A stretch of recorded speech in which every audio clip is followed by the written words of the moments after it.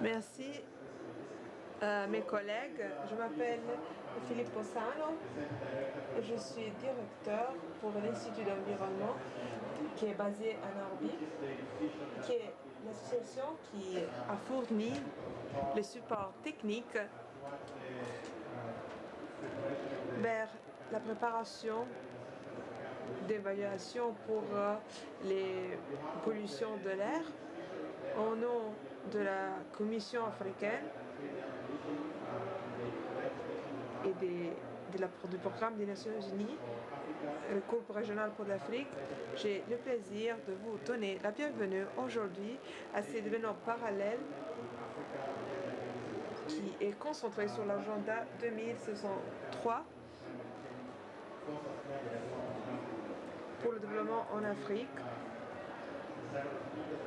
Nous avons différents orateurs aujourd'hui qui vont parler de la situation en Afrique à point de vue de la science, des politiques. Je voudrais que vous serez engagés dans ce processus. Je voudrais maintenant demander à Martina Otto, directeur du secrétariat climat et de la coalition climat et air propre, de prendre la parole. Bonjour, Excellences, Mesdames et Messieurs. Je voudrais tout d'abord féliciter la Commission africaine pour nous avoir donné la possibilité de publier ces documents ici aujourd'hui. Merci pour nous avoir invités. Dans ce rapport, dans la coalition de l'air propre, climat et secrétariat, nous avons travaillé avec la Commission africaine et nous avons aussi travaillé avec les chercheurs africains avec le CCAC. Je voudrais féliciter les différents orateurs qui sont avec nous aujourd'hui, professeur Sokona, et tout le monde qui a travaillé pour cette enceinte. Ce processus se démontre aussi dans la production de ce rapport. Nous avons la puissance de partenariat d'aller tous ensemble. Nous travaillons auprès de CCAC pour une coalition de l'air propre climat parce que l'air pollué et les polluants ont les mêmes sources, y compris menace le développement. Et l'ozone contribue au changement climatique et aux pollutions dans une façon complémentaire. Donc nous devons faire face à ces problèmes tous ensemble. Le troisième point, ils ont en commun un potentiel de réchauffage et d'émission de CO2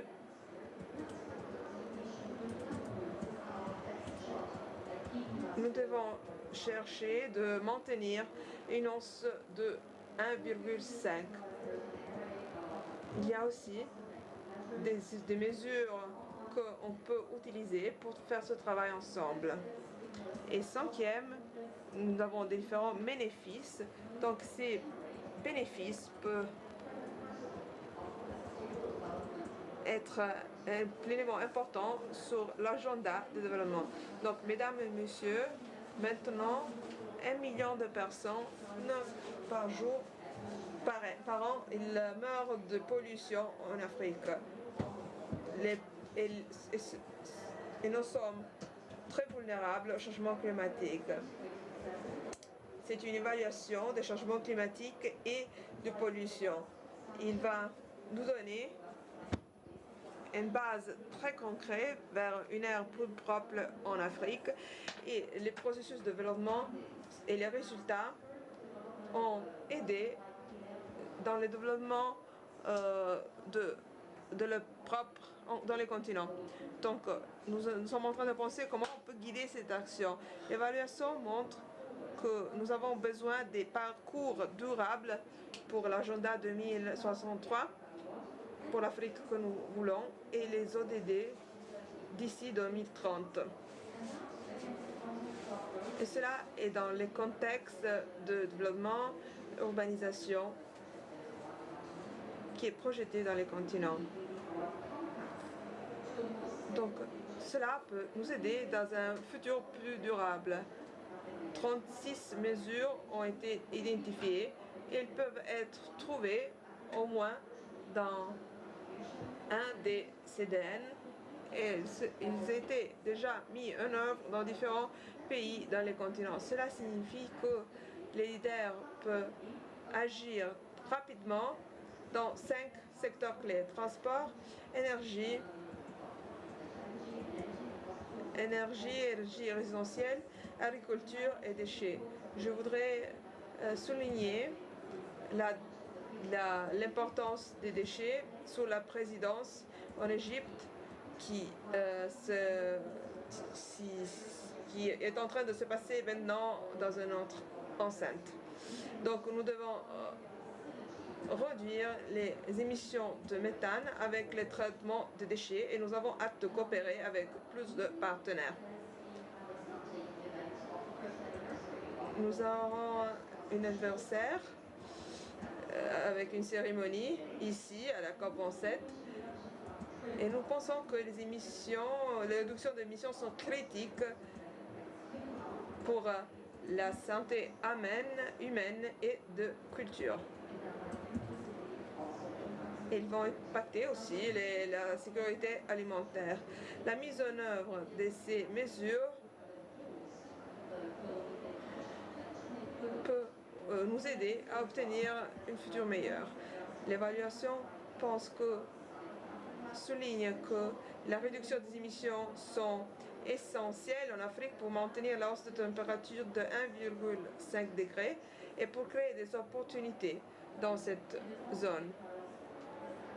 Ces actions incluent aussi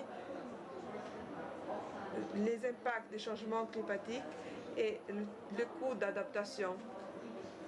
Maintenant, nous avons l'opportunité d'écouter l'expérience de nos orateurs et on va voir quels sont les prochains pas pour la mise en œuvre. Le CCAC est toujours prêt pour fournir un support quand nécessaire. Et je pense que ce réseau de scientifiques qui a été créé vont continuer à fournir des solutions pour le futur et nous serons de plus en plus actifs et nous aurons plus de support à partir du secteur privé et public. Et je voudrais conclure mon discours avec les motos de ces COP ensemble pour la mise en œuvre. Est-ce qu'on peut avoir plus d'applaudissements pour la dame? Merci beaucoup, Martina. Au nom de nos équipes, je voudrais vous remercier pour votre travail auprès de la CCAC, pour votre support et votre leadership qui nous a aidés. Merci beaucoup. Mesdames et messieurs, l'évaluation a été un processus qui a été guidé par un groupe d'Africains. 3 ont été coordonnés. Monsieur Andriana Bandi, qui travaille en Sud-Afrique. Et puis nous avons le professeur Ogolla du ministère de l'Environnement et de la Foresterie et monsieur Sako. Nous avons le privilège d'avoir professeur Donsuma. On ne peut pas parler de la question énergétique en Afrique sans mentionner professeur Dursuma. Nous apprécions que vous avez eu la possibilité de venir ici pour avoir coordonné l'évaluation et vous aurez la possibilité de nous expliquer ce que ces rapports et que les types de changements que vous pouvez amener. À vous la parole, professeur. Thank you, Philippe. Thank you. Good afternoon. Bon après-midi. Martine a dit tout. Je ne sais pas qu'est-ce que je devrais ajouter. À part le fait que pour les intérêts de l'Afrique, la pollution, les changements climatiques sont très liés l'un avec l'autre. C'est vraiment difficile de les séparer. Dans ce contexte, l'Afrique a besoin de sa propre narrative sur ces questions très importantes. Cela requiert naviguer entre la connaissance, la recherche politique et pratique. Et à travers cela, que l'évaluation a été placée, et cela couvre 5 sujets critiques. L'énergie. Nous ne devons pas aller dans les détails. Pourquoi est-ce qu'elle est très importante en Afrique? Je pense que quelqu'un de nous pense que nous avons eu la conférence en 1981. Vous pouvez imaginer qu'on voulait éliminer le charbon en Afrique. Nous sommes en 2002, mais cela a eu des conséquences très grandes dans les continents. Le transport n'est pas efficient, chaotique et polluant dans plusieurs parties en Afrique. L'agriculture, nous ne devons pas parler dans les détails. Un des cauchemars de tous les pays africains sont les déchets. Comment on peut traiter les déchets? Et cela sont des éléments critiques que le rapport a regardé. Toutes ces questions ont été discutées et pour regarder aux différents éléments pour ce qui concerne les pratiques et les politiques. Nous avons mis des efforts pour identifier comment on peut améliorer la situation en Afrique dans le contexte des changements climatiques dans les dernières 30 ans. Mais aujourd'hui, nous sommes en train d'avoir des problèmes qui sont très similaires.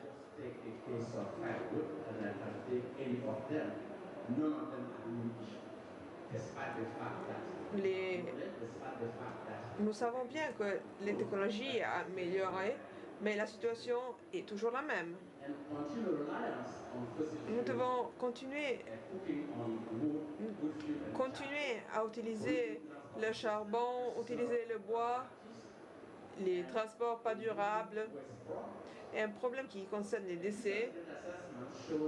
Et ce rapport nous montre ce qu'on pourrait accomplir si tous ces secteurs sont efficaces et sont financés avec des politiques très fortes basées sur les pratiques et basées sur les évidences scientifiques. Et nous devons travailler dans une façon intégrée pour fournir des bénéfices, pas seulement pour le climat, mais aussi pour la santé animale et comprendre pourquoi le développement se déroule. Nous devons identifier des mesures qui ne sont pas tout à fait nouvelles. Mais pour pouvoir les accomplir, nous avons besoin d'une transition et devons penser stratégiquement pour les différents secteurs. Par exemple, bouger les personnes vers la transition. Et là est possible. Nous devons commencer dans différentes zones rurales pour avoir une cuisson propre vers la cuisson électrique. La science est là-bas, donc cela est possible. Et nous avons besoin de politiques de la finance. Nous devons regarder différents modèles de systèmes dans les zones urbaines.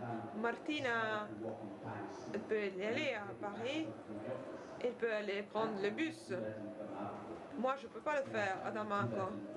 Et je n'arrive pas à Dakar et je ne peux pas à Nairobi. Pourquoi?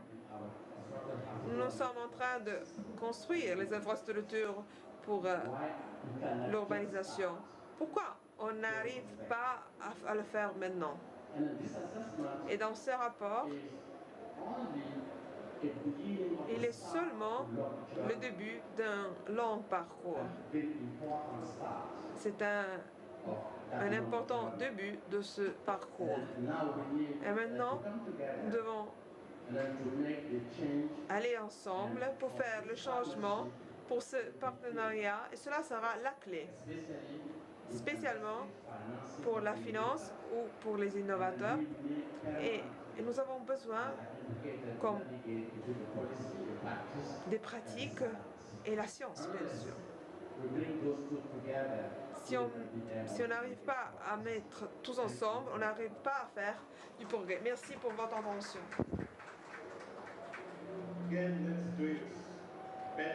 Et encore, donc il faut encore améliorer nos efforts. Merci beaucoup, Romain. Merci pour votre leadership. Moi et mes collègues, nous avons beaucoup aimé ce que vous avez fait, non seulement en tant que les efforts en tant que tels, mais aussi en tant que membre. Et donc, merci beaucoup. Mesdames et messieurs, quand nous parlons de la pollution d'air et du changement climatique, nous savons que les femmes sont les plus touchées, les plus vulnérables. Et en Afrique, dans les zones rurales, il y a beaucoup de femmes, même dans les villes, les femmes sont surtout exposées à la qualité d'air qui affecte leur santé et qui affecte aussi celle de leurs enfants. C'est mon privilège aujourd'hui parce que la première dame de la République de Kenya, son Excellence, Madame Rachel Ruto, est là parce qu'elle est très passionnée par ces questions, par ces issues. Donc elle championne pendant les dernières années et elle participe à la politique de contre-mesure à la pollution. Et elle est là, donc malheureusement, elle ne pourra pas être là en personne, mais en fait, il y a son représentant, Alan Toé, qui sera donc invité à lire le texte de sa déclaration. Je vous invite donc à venir ici.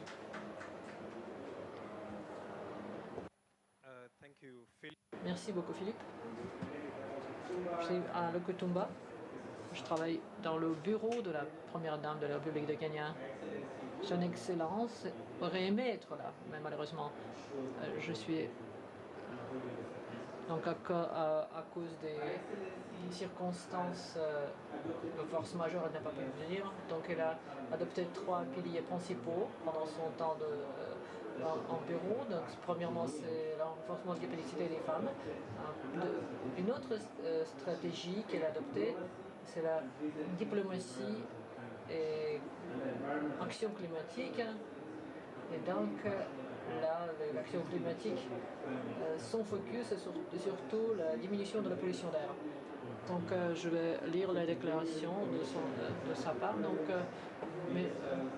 président, ministre de Banque africaine de développement, coalition contre la pollution d'air, mes chers délégués, mesdames et messieurs, je suis honoré d'être invité ici pour marquer le lancement de rapport sur l'évaluation intégrée de la pollution d'air et de changement climatique et de développement durable en Afrique. Surtout, je suis très passionné du fait d'aborder la pollution d'air en Afrique parce que je reconnais que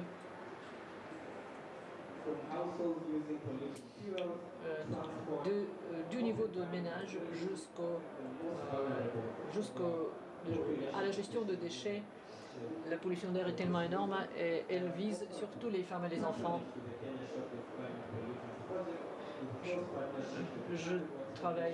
Nous travaillons ensemble avec la Fondation pour sur le changement climatique et nous travaillons avec la société civile et les entités subnationales pour réduire la pollution d'eau. D'après l'OMS,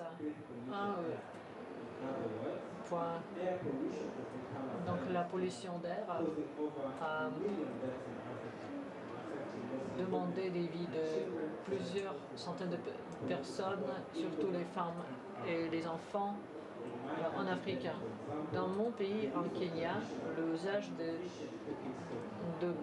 d'outils de cuisson inefficients et traditionnels a causé 230 000 maladies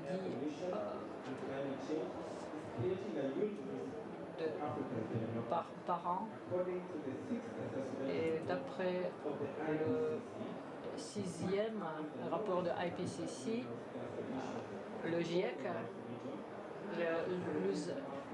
l'Afrique devient parmi les plus vulnérables régions au changement climatique à cause d'usage de ces outils de cuisson caducs, vétustes. Et donc cela renforce la vulnérabilité de la population africaine. Le Kenya a fait face à la sécheresse qui a causé la mort de 400 000 personnes. Après, donc, le changement climatique impacte tous les domaines, y compris celui de la santé et d'autres. Le changement climatique impacte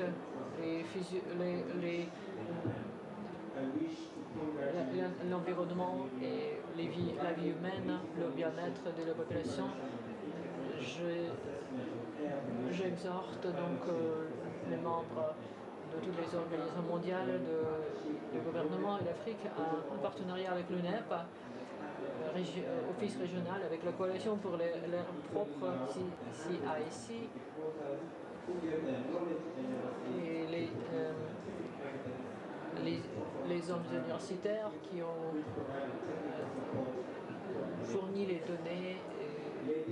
Donc, ces données sont accessibles pour le public, pour le large public. Donc l'Afrique a des opportunités énormes pour améliorer le bien-être des personnes et protéger la nature en investissant dans les solutions qui répondent au changement climatique et diminuent la pollution d'air. Il faut aussi mettre en valeur les technologies de cuisson propre et parmi d'autres stratégies de développement durable. Le ministère de l'Environnement et de la Foresterie sont avec nous. Sommes en train de créer un plan d'action national, PAN, qui sera donc la feuille de route pour mettre en place toutes ces stratégies avec les 5 domaines principaux: transport, l'énergie, l'agriculture et les déchets, pour donc éviter la pollution d'air et protéger la santé humaine.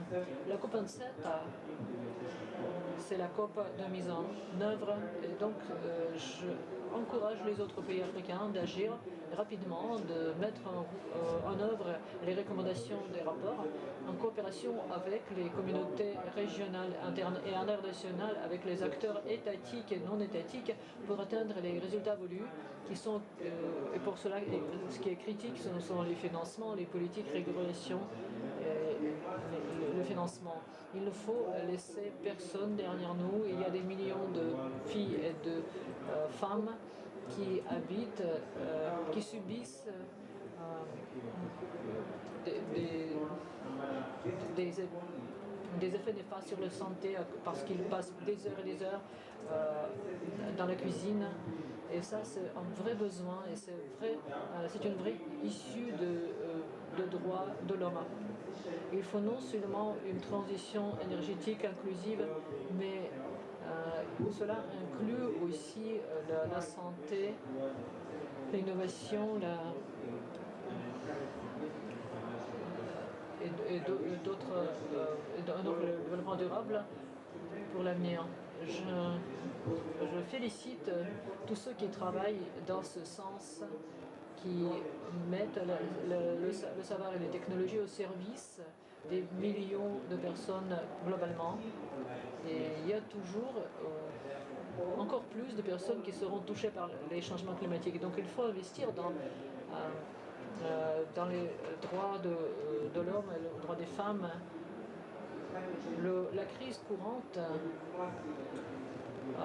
est très forte, mais il faut voir les opportunités pour créer mieux.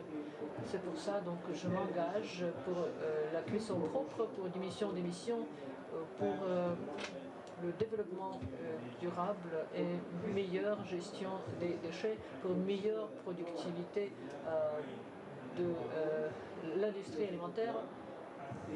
Et donc cela, c'est un temps critique pour l'Afrique et c'est un moment qui permet de créer la résilience et l'avenir durable. Il faut être optimiste et être sûr que nous pourrons trouver du financement pour combattre la pollution d'air. Donc, entreprenons les actions ensemble pour aborder le problème de pollution d'air et de changement climatique. Merci beaucoup pour votre attention. Merci beaucoup, Arnold. Et je transmets également notre gratitude à son Excellence Madame Rachel Ruto, Chebet Ruto. Mesdames et messieurs, l'une des choses qui m'inspire pendant ces 3 ans, c'est le haut niveau et la qualité des acteurs qui sont impliqués et aussi les hommes scientifiques. En Afrique du Nord, tout le monde parle qu'il n'y a pas de données, donc c'est une vraie pénurie de données, d'informations. Mais pendant les 2 ans et demi, les dernières 2 années et demie, nous avons eu beaucoup de scientifiques, beaucoup de chercheurs qui travaillent jour et nuit dans des circonstances difficiles, même sous la Covid, pour être sûr que ces évaluations seront effectuées avec les meilleurs outils scientifiques et suivant les modèles meilleurs. Donc nous avons créé un groupe qui se réunit chaque 2 semaines depuis 1991. Ce groupe, c'est le groupe des collègues de Stockholm, de l'Institut de Stockholm, de NCCIC et de la Commission africaine. Et maintenant, ils sont prêts à vous présenter les résultats de leur rapport. Et pour cela, j'invite Dr Adriano Bali, qui est l'expert du programme de l'environnement de l'ONU. Donc, Monsieur Adriano, je vous invite pour partager les résultats de cette évaluation. En fait, ce n'est pas... Donc, Madame, je vous invite.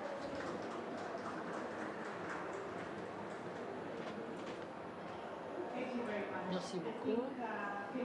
Je pense que Philippe a vraiment créé un environnement inspirant. En tant que scientifique, je vais vous montrer comment la science marche en temps réel, comment ça marche en réalité. Donc, cet après-midi, je suis très heureuse, mesdames et messieurs, de vous présenter les premiers résultats de l'évaluation de l'Afrique. Nous avons trouvé un lien entre l'accord de Paris et l'agenda 263. La présentation s'appelle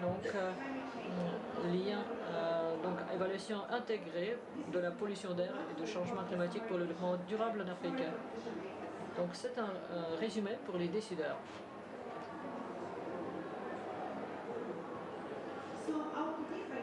Je vais commencer avec les objectifs d'évaluation. L'évaluation, c'est une combinaison de... Donc c'est le résultat de plusieurs années et plusieurs scientifiques, donc plusieurs années de travail et plusieurs scientifiques et ingénieurs, et donc ils ont vraiment fait un très bon travail. L'évaluation, donc, on va voir dans l'agenda de l'Union africaine 263 qui décrit la vision de l'Afrique que nous voulons. Après, il y a donc les défis, les implications et les compromis et une gamme voies de développement alternatives qui peuvent nous amener aux objectifs de l'agenda 2063. Et donc, en même temps, il faut réduire la pollution d'air, améliorer la santé, améliorer l'état des écosystèmes et éviter les impacts du changement climatique. Mais en même temps, nous étudions comment nous pouvons nous assurer que nous avons les réponses opportunes à toutes les crises. Nous utilisons aussi les options, la modélisation des options pour des meilleures synergies pour éviter les compromis. Pourquoi donc nous avons ce mandat politique? Comment nous avons eu ce mandat? Donc je vous présente ce que le ministère de l'Environnement a fait comme résolution. En 2019, cette décision a été prise. C'est une note sur l'évaluation intégrée de la pollution d'air et le changement climatique pour le développement durable de l'Afrique. Donc ça c'était en 2019. Après nous avons fait une autre décision, c'est cette décision-là. Donc cette décision dit nous savons la complétion de la... Il faut souligner l'évaluation intégrée de la pollution d'air. Donc c'était pour 2019. Et donc nous exhortons les pays de l'Afrique de soutenir le développement ultérieur de la mise en place de 37 mesures recommandées sur le continent, sur le programme d'air propre sur le continent. Et il faut donc les initiatives menées par le pays coordonnées, donc jusqu'aux politiques de plus haut niveau. Donc nous travaillons avec plusieurs communautés économiques régionales. Donc l'évaluation, en fait, étudie 5 domaines où nous essayons de protéger les écosystèmes et l'environnement. Et la santé humaine, c'est le résidentiel, l'énergie, l'agriculture, les déchets et le transport. Quand nous étudions les énergies, en fait, là, il y a le carbone, économie, captage de méthane. Donc, dans les déchets, c'est l'émission des déchets, l'émission d'incinération, le compostage et réduction des déchets organiques. Dans le transport, il faut un meilleur transport public. Si vous n'avez jamais été en Afrique, vous savez que nous avons en fait, nous utilisons les minibus, les motocycles, les tuk-tuk, 2 roues, 4 roues pour améliorer l'espace transportation public. Donc c'est là. Il s'agit de donc des millions en Afrique. Après, les véhicules plus propres et bien sûr le cyclage et donc les promenades à pied. Et dernièrement, donc pour l'agriculture, donc pour le résidentiel, il faut aussi le cuisson plus propre et l'économie des énergies dans les maisons. Et donc, finalement, nous avons effectué cette évaluation. Il y a toutes ces mesures qui sont prises en compte. Il y a tous les polluants, les gaz à effet de serre. Et il y a, donc, vous verrez qu'il y a 11 polluants. Et après, vous voyez, il y a 5 domaines et il y a 37 mesures. Donc, le scénario basique de statu quo. Après, il y a différentes mesures et finalement, le orange, c'est agenda 263. Et après, si vous voyez, de 2018 à 2063, vous voyez cette progression et ça montre ce qui se passe en Afrique. Et la réduction de pourcentage, donc là vous voyez donc le gris, c'est l'agenda 263, scénario en 2030. Donc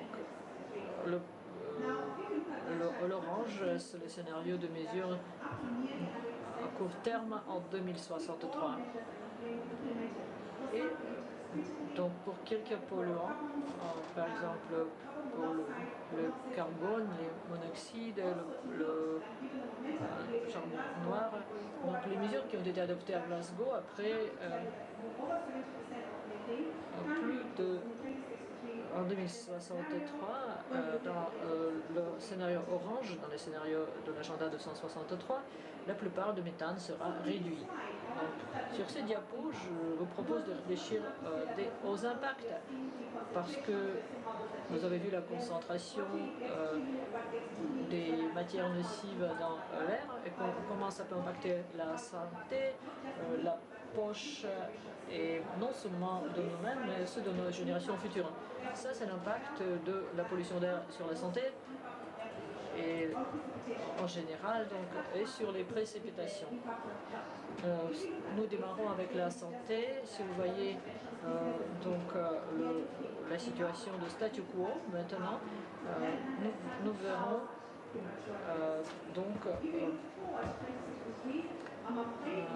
il y a donc dans le scénario basique, il y a 930 000 morts précoces par an en 2030, mais cela va augmenter vers 2063 jusqu'à 1,6 million de personnes par an.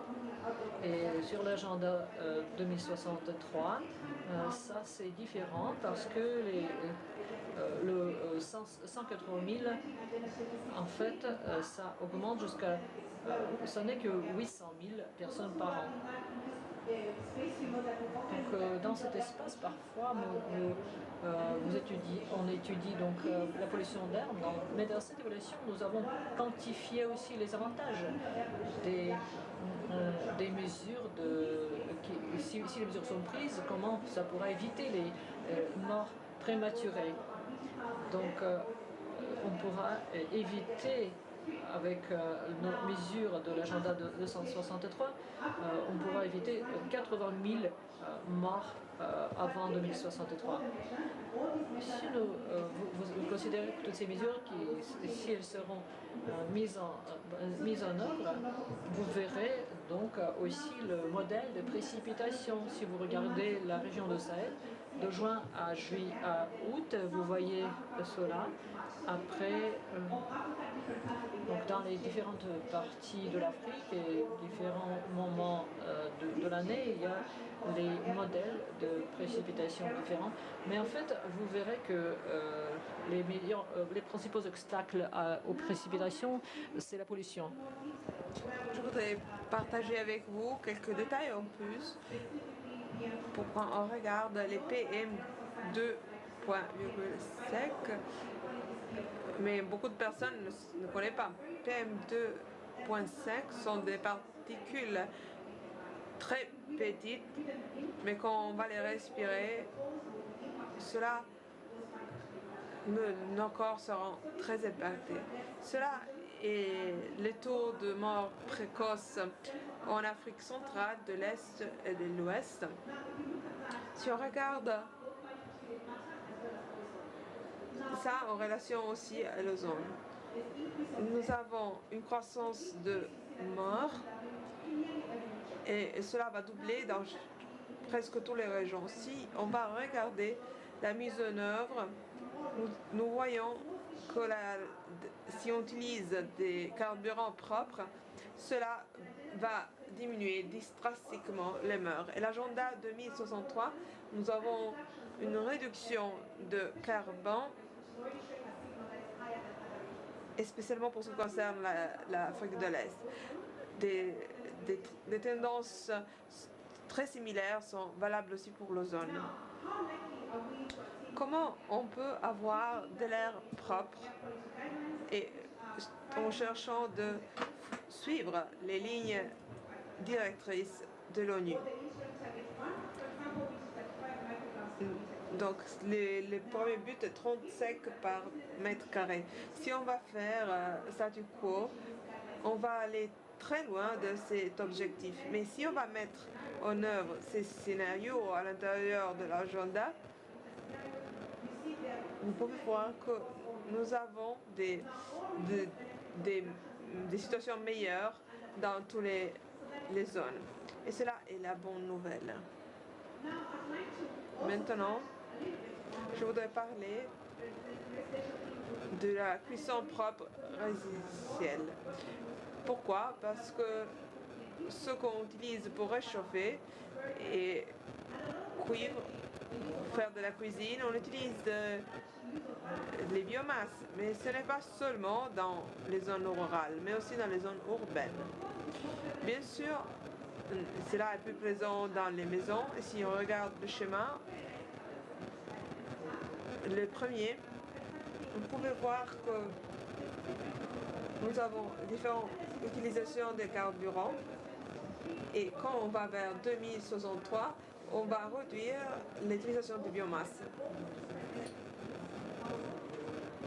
Et on va voir aussi que nous aurons une diminution des mœurs. Et cela nous montre que nous devons prendre des actions très vite. Dans le scénario 2063, nous voyons une réduction de mœurs pour tous les deux scénarios. Cela est à être bien considéré. Nos populations sont très impactées et les plus vulnérables sont les plus impactés.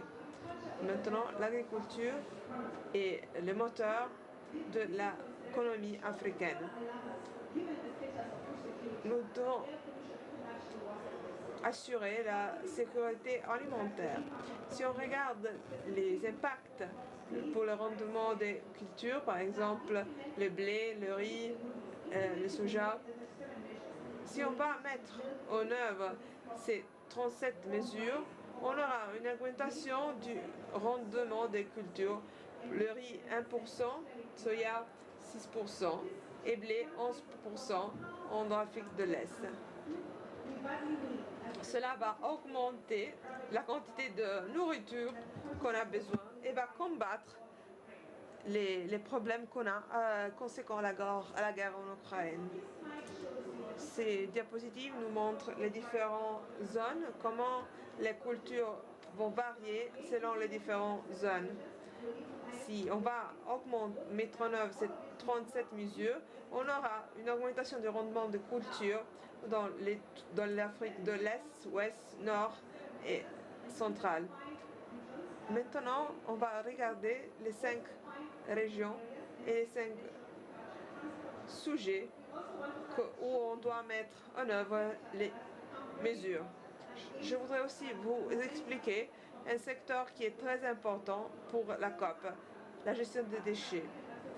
L'Afrique a une position de leader pour ce qui concerne la gestion des déchets et la plastique. En 2022, septembre,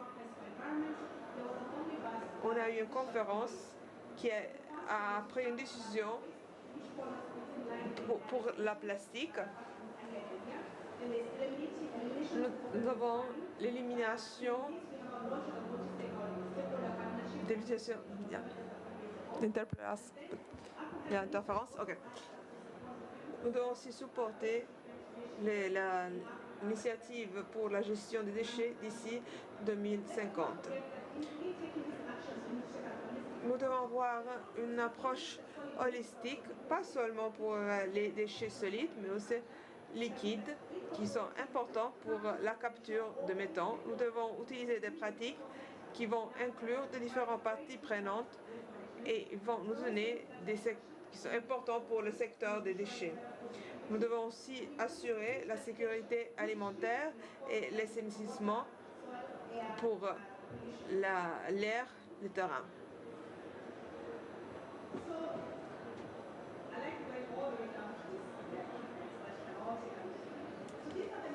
Cela sont les messages principaux de cette évaluation.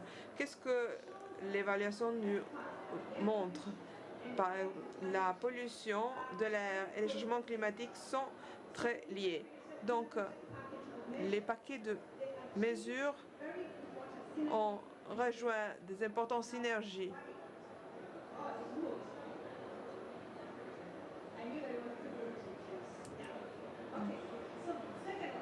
Deuxième, en investissant dans les solutions permettant de lutter conjointement les changements climatiques et la pollution atmosphérique, l'Afrique a la possibilité de tirer parti de progrès réalisés au cours des dernières décennies pour atteindre les multiples objectifs de développement durable. Si les mesures sont mises en œuvre, cela nous aurons des bénéfices pour tous les genres et les sexes, âges et revenus. La plupart des mesures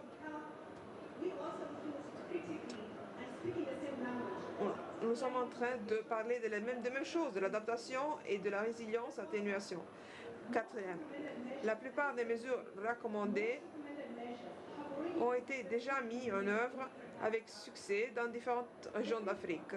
Cinquième, la croissance prévue en Afrique peut être utilisée de manière durable tout en maintenant les niveaux actuels d'émissions, voire en les réduisant. Les principaux avantages de mesures prises seront en Afrique. Donc nous devons agir tous ensemble pour combattre la pollution de l'air et les changements climatiques. Merci.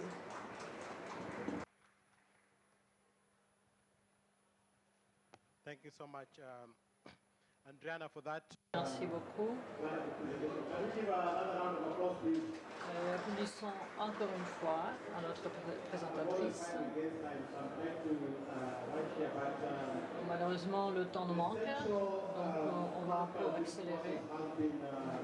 Donc, ce qui est crucial, c'est le gouvernement national et les communautés régionales qui ont été au centre de ces initiatives. Donc aujourd'hui, je vois que le représentant de ECOWAS est là, l'Eglesia, ECAS, 35 pays sont États membres où il y a les coordinateurs des ministères de l'Environnement qui font un lien pour que l'évaluation soit transférée aux gouvernements nationaux. Et donc on a le privilège d'avoir deux de ces coordinateurs. Je vous invite à venir ici à côté de moi et Kumalo, CEE de la Commission présidentielle de l'Afrique du Sud,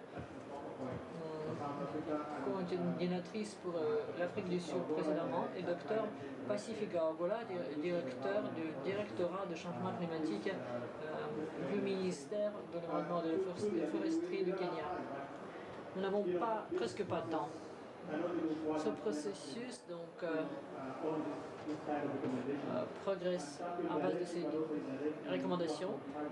Et après, il y a d'autres acteurs impliqués indirectement, comme le secteur privé. Qu'est-ce que ça veut dire pour vous? Donc, comment vous trouvez les situations en Afrique?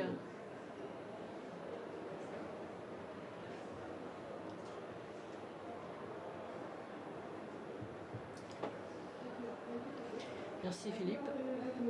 Premièrement, bonjour. Je sais que quelques-uns parmi vous me connaissent. Merci beaucoup pour cette évaluation. Nous avons beaucoup de problèmes de pollution. Nous essayons aussi de mettre en place les politiques énergétiques, mais ils doivent être à côté des politiques dirigées contre la pollution d'air. Tout cela doit être fait de manière conjointe. Pour moi, en tant qu'universitaire, cette évaluation, ça donne les données pour l'Afrique et en Afrique. Et c'est très important parce que l'Afrique manque d'informations. Et c'est très important d'accéder à ces données.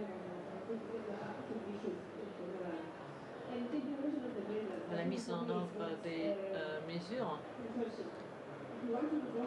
c'est vraiment, voilà, c'est pas une question. Si vous voulez résoudre un problème, il faut agir. Il y a les experts, ils vous donnent des données, ils vous donnent des informations, il faut après mettre en place.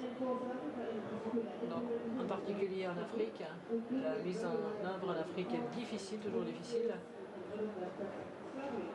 Nous avons proposé plusieurs initiatives, mais la mise en œuvre pose toujours difficulté. Donc il y a des projets, il y a des problèmes, c'est-à-dire la croissance de la population, mais il faut mettre en place les mesures concrètes. Et comme ça, donc, nous pourrons faire des progrès dans notre région et dans notre pays. Merci. Merci beaucoup, Julia. Bien sûr,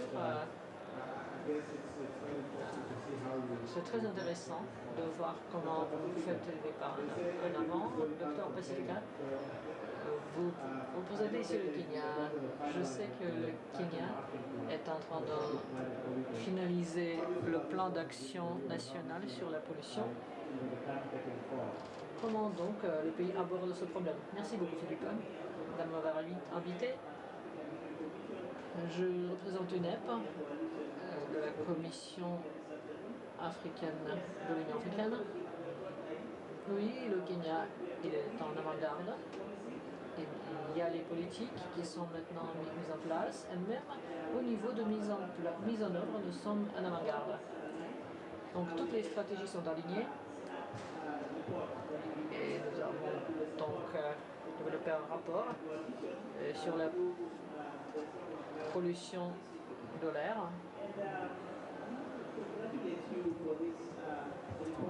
Je tiens à saluer cette initiative. J'apprécie beaucoup cette évaluation.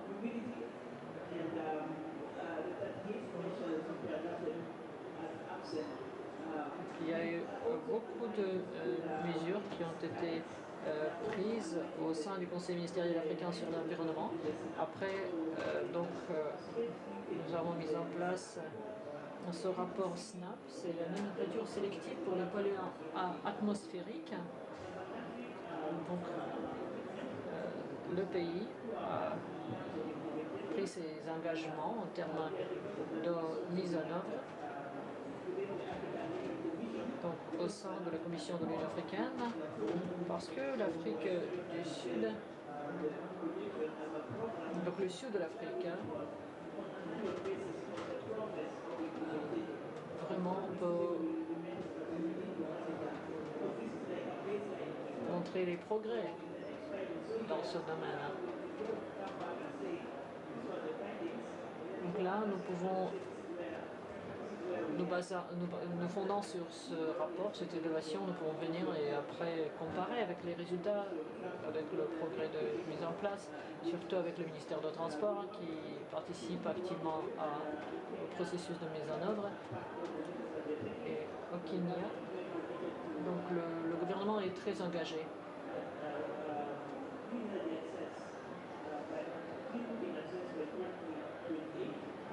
Dans ce programme, 50% de nettoyage de purification d'air jusqu'à 2029.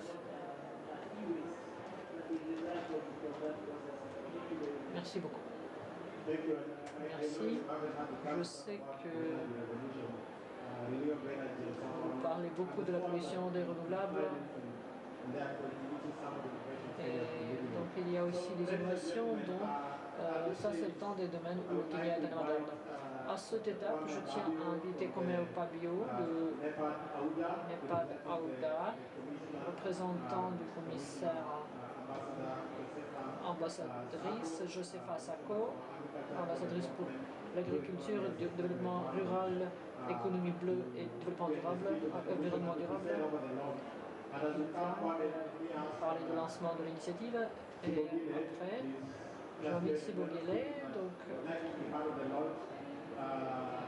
Kofi est parti. Laurence, est-ce que vous pouvez aussi venir sur le podium?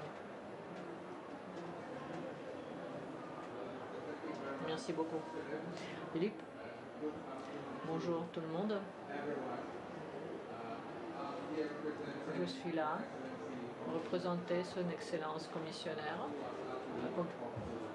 pour l'agriculture de développement durable qui a dû partir à cause des problèmes urgents. Donc je vais donc lire la déclaration de la part de la commissionnaire. Excellence, honorables invités, mesdames et messieurs, au nom de la Commission de l'Union africaine, c'est mon honneur et mon plaisir de vous souhaiter la bienvenue à cet événement parallèle organisé par l'Union africaine pour lancer le rapport de l'état de la pollution d'air en Afrique et de présenter aux parties prenantes les recommandations et messages clés sur la pollution d'air et le changement climatique en Afrique. Je suis très heureuse que vous avez réussi à trouver le temps et venir à cet événement important. Je souhaite en particulier à reconnaître et apprécier notre partenariat avec les ONU, le programme de l'environnement, le Bureau régional de l'Afrique et la coalition de climat et de l'air propre et des différentes institutions pour l'évaluation qui a été présentée aujourd'hui. Je souhaite également d'étendre mon appréciation à l'Union africaine d'avoir coordonné plus de 100 bureaux, plus de 100 coordinateurs partout en Afrique, des coordinateurs du ministère de l'Environnement, des groupes de conseils internationaux et de toutes les parties prenantes qui ont participé à cette évaluation. Hassan Gambé, Charles Sapakira, c'était parmi les plus engagés. Mes chers invités, mesdames et messieurs, ce travail, cette évaluation a pris 3 ans. Nous avons atteint des résultats considérables malgré les limitations causées par la pandémie de la Covid. Cette évaluation a pris a causé l'établissement de 17 structures importantes. Les politiques environnementales ont été prises et mises en place. Les pollueurs ont été diminués. Le nombre de pollueurs a été diminué, la pollution a été en fait diminuée. Et cela permet d'atteindre les objectifs de développement durable.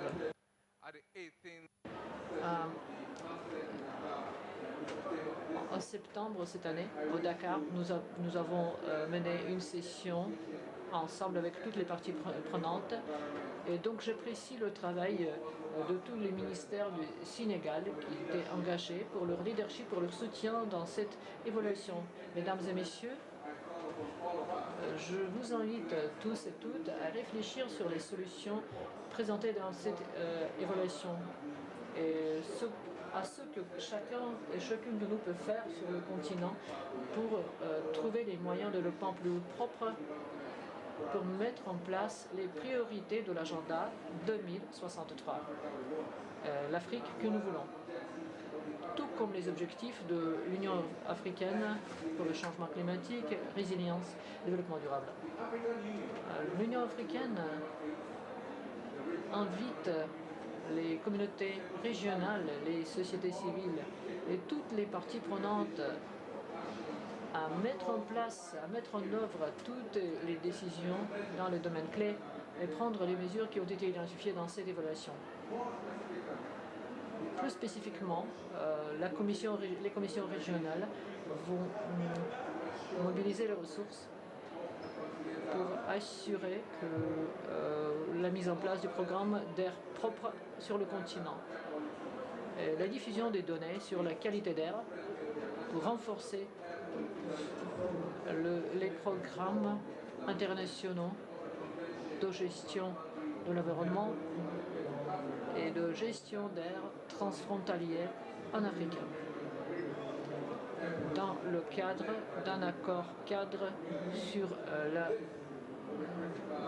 gestion d'air internationale. Ça, c'est sur l'agenda 2063. J'attire votre attention. Donc je vous remercie pour votre attention et je vous souhaite une mise en œuvre réussie. Merci beaucoup. Et là-dessus, la traduction se résume. Merci beaucoup. Thank you so much, Kwame. And on behalf of the Commission, I would request you to launch the report. I would like to request Christina Romanelli from World Health Organization to join, and Arnold, please join the stage. Lawrence, can you please distribute the report?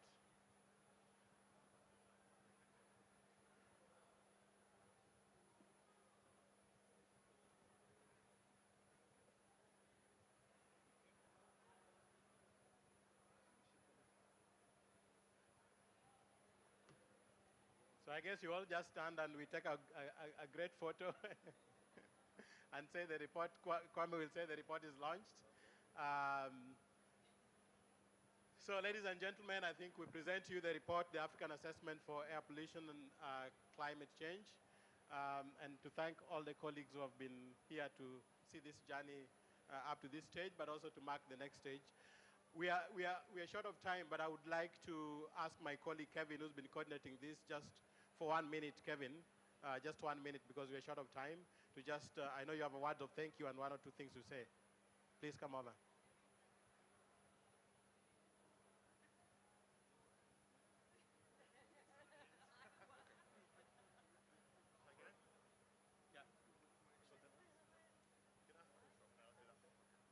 Good afternoon, everyone. Just before you all leave, I'd like to thank you very much for attending this fantastic event, and thank you to everyone who came. And we really appreciate it. And we've been working on this for 3 years.